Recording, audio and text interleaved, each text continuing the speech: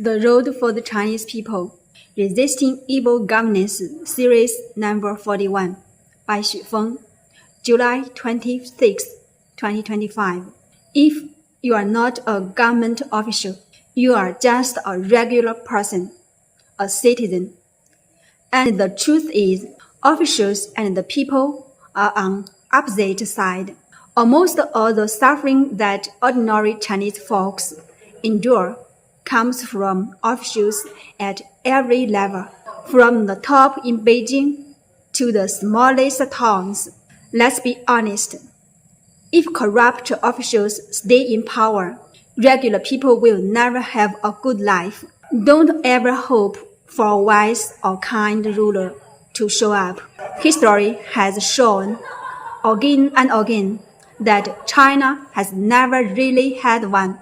Most of its rulers have been tyrants. Don't expect Chinese officials to serve the people, whether it's at the top or the bottom. Most of them are only out of themselves. They lie. And if you believe what they say, you are not just being fooled. You are being dragged deep in hardship and misery. Market-driven economics won't save the people either. In fact, the competition it brings just makes people work themselves to exhaustion.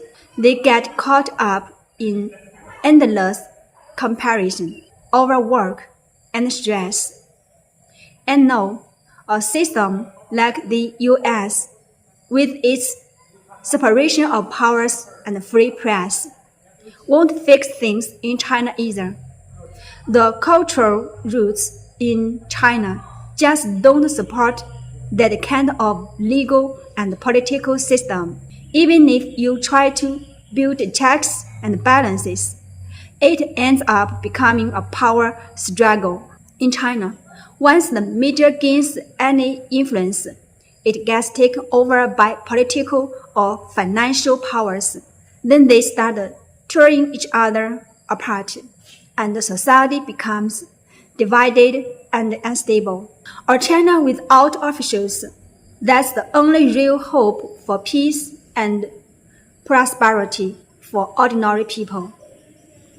Of course, for most people, that idea sounds crazy.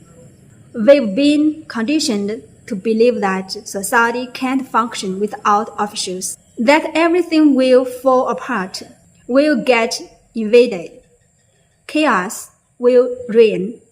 But that's just outdated thinking. I was inspired by the management system of the 1,000-year world, and for 17 years, I tested a new way of living, one without officials. We called it the second home, created by Life Changyuan, and it worked.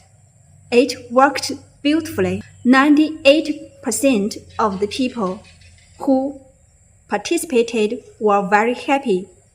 In this community, people lived by shared principles, not by control. There were no officials, no ranks. Everyone was both a co-owner and a server of the community. Life there was simple and efficient.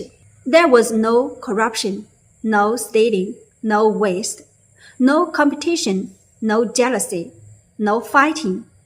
Elders were cared for. Children were loved and raised well.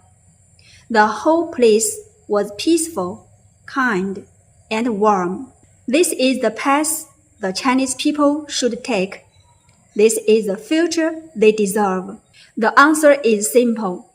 Because if the people embrace this new path, officials lose everything: their power, their bribes, their privilege to rule and profit. That's why they fear and hate Life Changyuan. If they don't kill it early, they know they'll lose control. That's why they want to crush it while it's still small.